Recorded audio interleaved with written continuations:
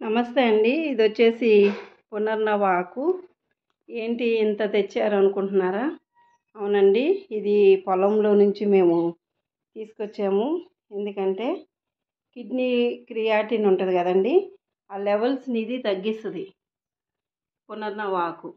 So అందుకని మేము ఇంత తీసుకొచ్చాము, ఒక గోతానికి పొలంలో నుంచి తీసుకొచ్చామండి. చూడండి ఎంత.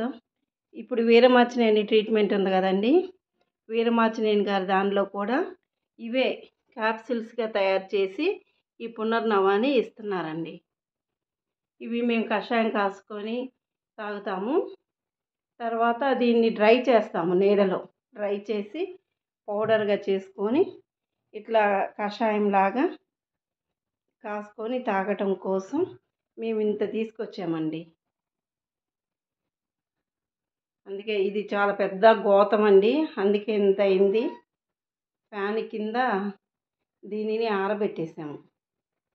ఒకసారి మీకు కూడా చూపిద్దామని నేను ఈ వీడియో చేస్తున్నాను. కిడ్నీలో రాళ్ళున్నా ఇట్లే కరిగిపోతాయండి.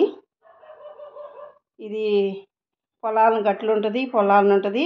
ఈ టైంలో దొరుకుతుంది. వర్షాలు పడినప్పుడు బాగా వస్తుందండి. తర్వాత నెక్స్ట్ ఇంకా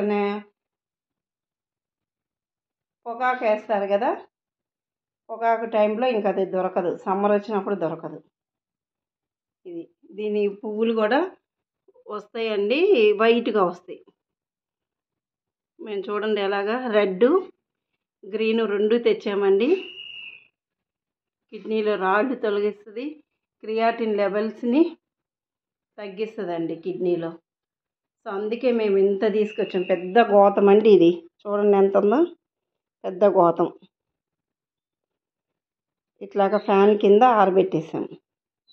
సో ఫ్రెండ్స్, ఎవరికైనా కిడ్నీ ప్రాబ్లం ఉంటే సో ఇది తీసుకోవచ్చు. ఆయుర్వేదంలో మరి వీరమాచినేని గారి ట్రీట్మెంట్లో, ఆయుర్వేదంలో అన్నిట్లో ఇది వాడతారండి, పునర్నవ ఆకు. Thank you.